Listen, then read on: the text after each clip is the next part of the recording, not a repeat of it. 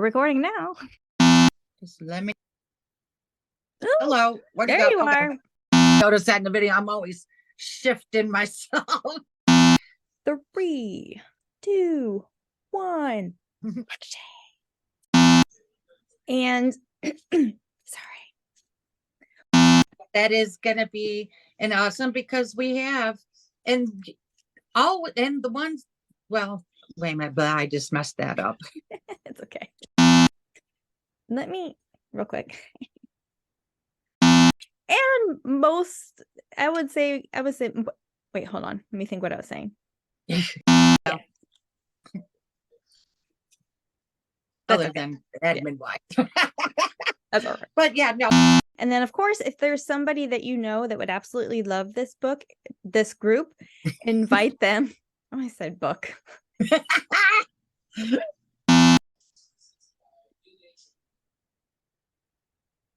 I think you're right. You're right. Because he wanted. Uh-oh. You're frozen. Am I frozen? Or you're frozen? Do I have internet? I have internet. There we go. Can you hear me? Uh-oh. I can hear you. I just lost power. Oh, now you're losing power. I love those, like, it's just so sad that you have like those sting operations, kind of. What was the TV show where they set up the sting operation? There was a TV show. I can't remember what it was.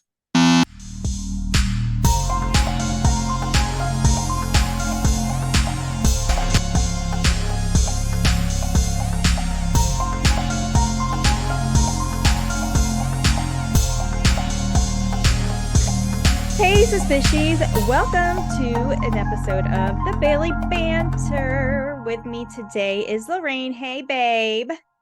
Hi, hon. How are ya? Good. How are you? I'm doing good. I'm doing good. You look beautiful. Look at all those butterflies. Yeah, I was in a butterfly mood today. I was sitting there. I'm like, I really don't want to do my hair. And I was like, oh, let me put these clips in that I got when we used to have the Suspish store. Yeah. Love it. Love it. Yeah. Thank you. Well, we are on episode 57 of the Bailey Banter, and this is our first one in June, which means we announce last month's monthly winner. Yay! Yay! And this winner from May, of course, the winners are chosen at random with Genia's magical random wheel. And this winner is no stranger to the group. It is our newly named Suspish ambassador, Stephanie Vizcaca. So congratulations to you, Stephanie. Yay, congratulations, Stephanie. Yes. So congratulations. We also have been doing really well in the group. We've got some healthy vibes going on, and people are, for the most part, posting things that are appropriate for the group. Yes. But one of the things we want to put a reminder out there for is our business day. Yes. Business day is only on Wednesday. So there's no commenting in other people's posts during the week that you have a biz and that you sell this or that. So yeah, so just keep it strictly to Wednesdays and make sure that you use the hashtag Suspish members biz. That's right. No slip into DMs either. No, like, peeking in, picking people out of the group and sliding into their DMs. We find out about that. That's like an automatic kick out. Yes. Now, if the person approaches you and asks, then that's fine. But you yourself cannot say, hey, I got this, just DM me or whatever, that not allowed. We do allow the opportunity for people who have their own small businesses or run their own businesses, even part of a multi-level marketing, to post things on Wednesday. But we also have to control the content. This is not a business group, but we do allow people to network, within the group, right? Which is super important to people who do have a business. And in order to keep that as a minimum, we only allow that on Wednesdays. Exactly. I was just going to say that. Yeah. So it's not inundating our page. Mm-hmm. And Exactly. so, yeah, it's only allowed on Wednesdays. Yes. So our next thing we want to talk about is something new that we're going to be doing, and we're really super excited about it. We hope you guys are excited about it too. We are going to be shouting out our top 5 contributors to our group since the last banter. Mm-hmm. Yes. We're going to do the top 5 contributors. Mm-hmm. Okay. So our 5th top contributor is Yara Eddine. All right, Yara. Yes. Shout out to you, girl. She is super positive on the page. I love the support that she comments. Is. Yeah, she was gone for a minute, but she's back again and she's at it full force. Yeah. And she's always got such beautiful looks too. She's just absolutely gorgeous. So for number 4, we have Katy Harman. All right, Katy, way to go. Yes. And Katy likes to post a lot of memes, like funny, our interesting, quirky humor that we have on the page. She likes to post a lot of memes. So thank you, Katy. Some of them are pretty funny. Yeah. Okay. And so our 3rd top contributor is Sandie Grenier. Yay, Sandie. Sandie has been with us for quite a while. Mm-hmm. And I know she loves to do, her simple looks. Yep. My favorite one that she does is she uses this moss green eyeliner.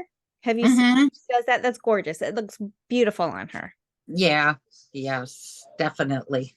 Yeah. And she likes to post her cats. Talk about her cats and stuff too. So yeah. Yay, Sandie. And number 2 is Eileen Mathews. And we all probably know Eileen Mathews because she is the huge sharer of Paul Dow's lives. And we love it. Paul is our Suspish celebrity. Yes, he is. And we're looking to have you back on another banter. We'd love to have you back again. Soon. Yes. Soon. Yes. And then our number 1 top contributor is CrystalRose. Guerrero Martinez. Yes. Hey! Yes. Go Crystal or CrystalRose, however you refer to yourself. But we love your shares and your posts that you put on the page. So yeah, she does. She's always on there. She's posting Bailey videos and which is what the group is about. So that's right. And we wanted to shout out and kind of start this, top 5 contributors to show you and tell you guys that we see you. We see what you're doing. We know your involvement in the group and that we appreciate you. We appreciate all the things that you do to keep this group active, to keep this group going. And most critically, in the green, that we're a good group, that we follow Facebook rules. Yes, exactly. Which we have been in the green. So, we've been really, really good. There's been a lot of positivity in the group. Yeah. There's not been any mean, nasty comments to people. I mean, you got them here and there, what you're going to have in any group. Right. But, for the most part, people have been behaving and doing a great job of keeping the group positive. That's right. And that's what we want. We want those strong people to stay in the group and to keep building up the strength that we have. If there's somebody that that would absolutely love this group, feel free to invite them and just let them know they have to answer the questions or else they'll be automatically declined if they don't answer those questions. So we would love to have more people. We would love to share this group with the world. Exactly. And also ideas. If you guys have ideas that you would love to see in this group, send us a DM. Yeah. Let us know your ideas, or if there's something particular that you want to see or do in the group or whatever, just let us know.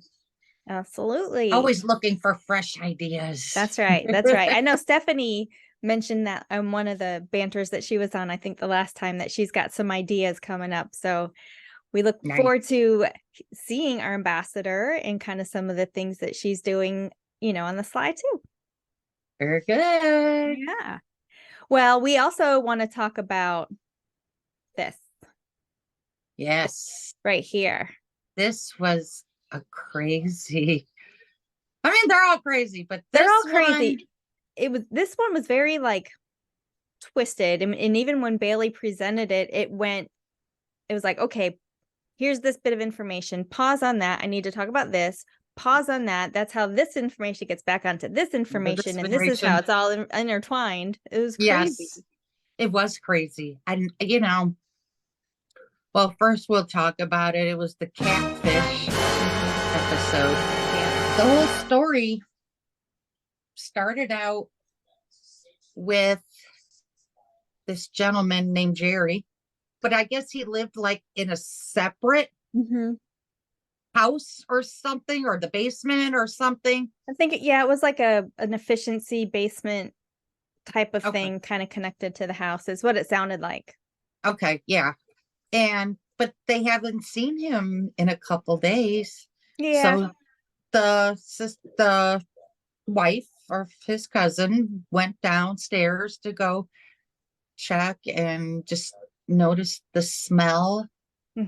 And she seen Jerry sitting there, and as she got closer, that she realized that he was deceased by his own hand. Yep. Which was very sad. Right. And then that's when Bailey jumped. And that's when the whole thing. The shit started hitting the fan. Oh, big time. Big time. Technically, of course, they called the police. They found a briefcase, and that's what caused all the shit to hit the fan. When they found the briefcase under the bed. So not only did he leave a suicide note and kind of an explanation, in the briefcase were printouts of a ton of things, evidence, pictures, instant message printouts, basically saying that while he did take his own life, he was also responsible for the murder of a man named Bruce Miller 3 months prior. Right. And that basically he got to that point where he took his own life because of the situation dealing around the murder that he did. Right. And we have to state this because this whole thing came about is when the internet first started. So this is when AOL started. You and got the chat mail. room started. So this is all brand new. Yeah, mid-late 90s. Everybody. Yeah. And it kind of blew people away because they didn't know that you can actually do these things, and these things can be printed out, and that they're going to be out there in the world forever, and everything. And Jerry had a background as a police officer prior, so he had some of that forethought to collect this evidence and put it in his briefcase. So whenever people would come looking for him, it would lead them to this stock of evidence. With him, and this is what threw me through this whole case, knowing that he used to be a former police officer, how he got wrapped up in this to begin with. Yeah. This is where the whole online persona truly was born. Yes. Where you can live whatever life you wanted to live online. Exactly. There's a Brad Paisley country song about it. Is there really? There's like basically, a guy who sits in his computer, has a 6'5" thin fit image online. That's not true. It's a kind of a funny song. Right. But it's true because especially before we knew about catfishing and we knew about kind of the nefarious activities that people were really trying to take advantage of once the internet boom happened and all this instant messaging, AIM, with AOL, like all of this stuff started happening. Once we realized how nefarious some people were, and not only just a fake persona that they were given on themselves, but also the crimes that developed from that. Obviously, things got to where they are today as far as, cyber policing and people watching over. And so, yeah. But it was online. What happened was they realized that Jerry met this girl online. Yep. Was it Cherie? Yep. Cherie. And Cherie explained to Jerry that she was living with this other man and started, not being happy there, that he was controlling, he was mean. She had 3 kids prior to. She was in her like early 20s. Yes. Yeah. And her husband was 20 years older than she was. Yes.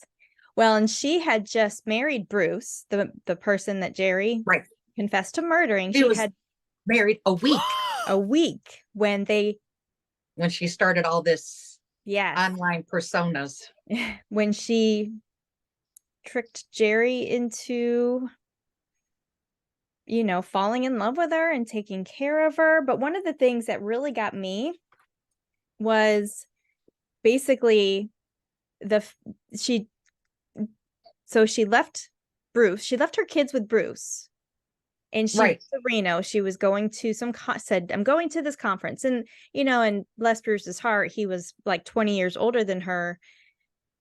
Wasn't really involved with the computer or internet or anything like that. So she pretty much could do whatever she wanted, but she left her kids with her brand new husband to go have a fling with more than once. Yeah. More than once. Yep. And then lo and behold, after one of those visits, she claimed that she was pregnant. And that was so fun. I mean, it wasn't funny, but when Bailey showed the picture of her going like this, she's like, that's a burrito baby. I've had one of those. I see you. I've had that same burrito baby. Said, girl, I've had that same burrito. Yeah. Please. But yeah, she sent them fake sonograms and everything. I was just going to say fake sonograms, fake the pregnancy, the positive results, like that, like basically back up her story that she was telling Jerry. And then Jerry, at this point in time, he had his own personal things going on. He had lost his children and gotten divorced, so he didn't have family. And then now this woman who he is absolutely adores is pregnant. He's like, this is my chance to have another family. Exactly. Yep. The lies start to continue, and Cherie says that Bruce, oh, by the way, found out that I was pregnant, and he's a dangerous man. He's in the mafia, what was up with all of that? Oh my God. Only thing I can say is it was the 90s. It was the late 90s. That's the only thing. Right. I just can't see though. Well, I mean, it was Flint, Michigan. I know, Flint, Michigan, which I thought was funny because she just did a dark history on the Flint, Michigan water issue. I don't know, maybe a month or so ago. Yeah. So, I mean, like, what mafia is in Flint, Michigan? So Cherie tells Jerry, Bruce found out and sent Jerry pictures of her bruising on her belly, on her back, basically saying that Bruce's abuse caused her to miscarry. And that she caused the bruises from all her makeup. Yeah. It was later determined that her bruises were just makeup. Yep. I guess that was the early special effects makeup genre that kind of boomed. Yeah. Hey, And why not? Everything else started back then. Yeah. I mean, but then things kept going and she kept, like you said, Mhm. with the mob and everything else. Yeah. And then lo and behold, she's pregnant again, Yes. except this time with twins. Yes. And Jerry kind of questioned that one though. Mm-hmm. It's like, well, how that happened? Yeah, like we really haven't seen each other, and it was so close to your miscarriage, but he loved her. He did. Yeah, she was pregnant with the twins. And then lo and behold, she lost them. Yeah. And I think that's what sent Jerry, because now at this time he was living in Missouri. He took the drive to Michigan because Bruce owned a junkyard. Mm-hmm. Mm-hmm. And he was able to sneak in. And when Bruce came into the office area, that's when Jerry killed him. Yeah. Yeah. So yeah, they were kind of originally pinning it on this other guy that Bruce owed money to, and but who used to work at like the same salvage yard, was a business partner of Bruce's. But it was then he was being interviewed that he's like, you know what? I warned Bruce about Cherie. Like apparently they had dated before she married Bruce. Right. And I warned her, this girl is just bad news. So that's kind of when they started looking at Cherie too. But she had the appropriate response of a grieving wife. Exactly. Yeah. Which as law enforcement preface myself, there's things that you pick up on that are strange, but I can't say anything that is considered to be appropriate. But I guess it's all in how the circumstances. You really can't say what is absolutely appropriate, what is absolutely not appropriate. So, which that's interesting. Bailey mentioned exactly. Yeah, she did. And it was weird because it was like only a few days after her husband died. Yes. She was out at the bars, and what they say, tearing up or putting it down. Bringing it. She was bringing it on the dance floor. She was bringing it on the dance floor. Yep. Yes. And then, not too long after that, she moved some new guy in. Yes. It's like, I don't know, a month or two after Bruce is murdered, she moves some other guy into their house where she's still living with her children. And while she's trying to, stay in contact with Jerry, but what had happened is she eventually started to ghost Jerry. And she was not responding to his instant messages. Like she was just stopped all communication with him, which is kind of the thing for Jerry, where he was like, wait a minute, all of these things are starting to add up. And I did this. Yes. And that's why I just couldn't understand how he didn't catch all of that, with him being in law enforcement and everything. And then by the time he did catch it, he did the unthinkable. Yeah, it was too late. And at this time he was like, well, shit, I murdered for her. She exactly manipulated me to murder her husband. So then I guess he felt it. It was pretty all of this pressure. Yeah. And unfortunately he took his own life. And then that's kind of where she brought it back to the beginning of the story, where all of these things and all the evidence of Jerry and Cherie's instant messages, communication, pictures, phone call logs. When they found that briefcase, there was letters taped to the top of it. One letter was to his mother, telling his mother how sorry he was and what he had done and everything. But there was one letter on there and said, do not open alone. In capital letters and everything. And that detailed the whole scenario and went, with the evidence So then they end up bringing Cherie back in. And she's just got a whole different response. And they're like, oh, is this you? Is this who you are? And I guess that is me. yeah, because she had no way of denying it because everything was right there in front of her. And it probably shocked her because, like we said, this is the beginning of the internet and everything, and didn't think that those could be copied and everything. So they ended up sentencing her. It's eventually life. Yes. But it was with life, so many more years added. Like plus another 50 some years. It was life, and then because it was conspiracy, and it was second-degree murder that they did convict her of, because she didn't pull the trigger, but she was obviously an accessory to it.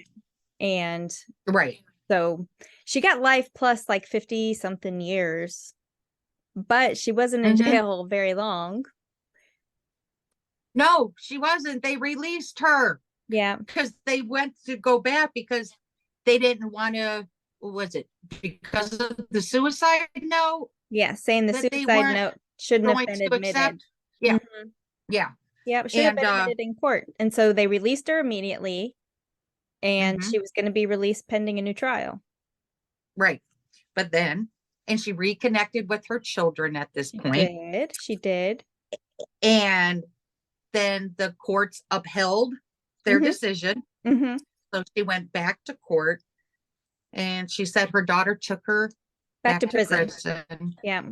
And that's when she had the epiphany or whatever that she needed to go and tell the truth, because she started to feel for Jerry's family and Bruce's family. Now that she reconnected with her kids, she could just imagine how their families are feeling. Right. Like Bruce's family and Jerry's family will never get to see him again. And at least even though she's in prison, she'll still be able to see her children.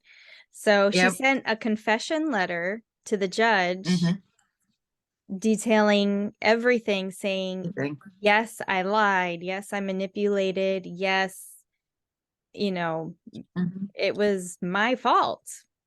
Yep. And what she said was, when she was asked why she did it, she said it was like a video game, and every man that she met was a new level. And the higher the level, the more challenging it got for her, which I was like, yep. That's yeah. I don't know.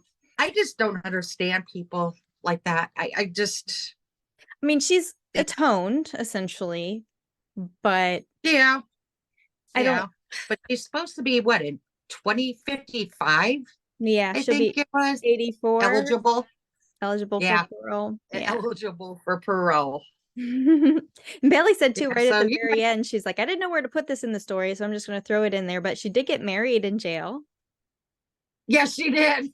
Because the man saw her story on the TV show Snapped.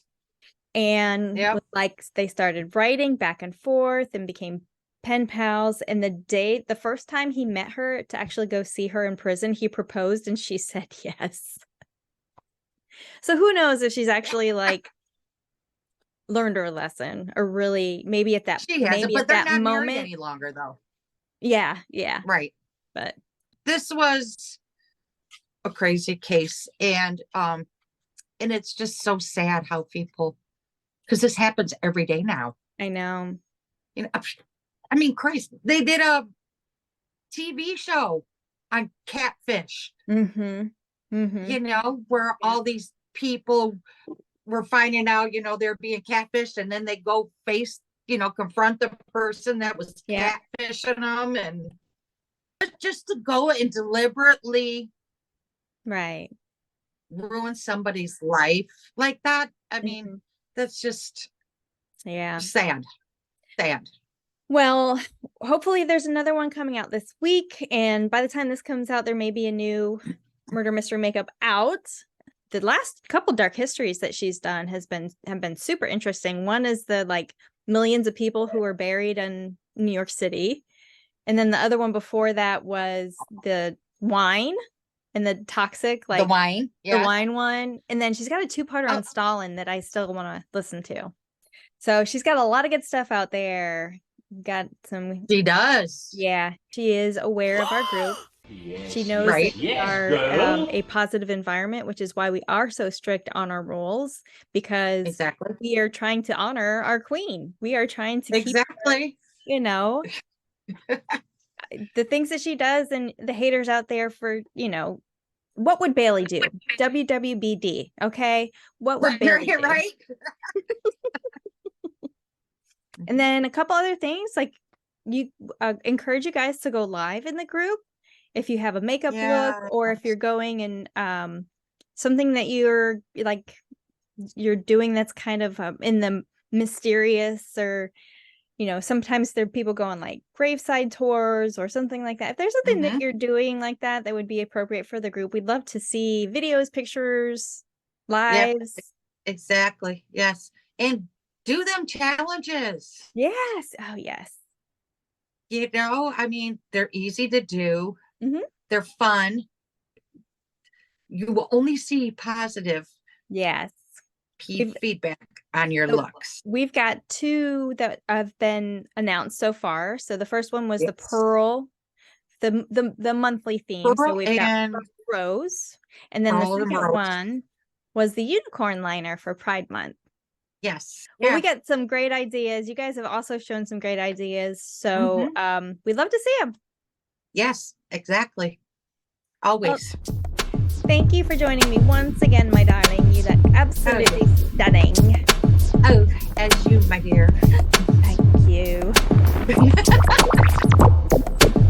We will see you guys on the next Banter.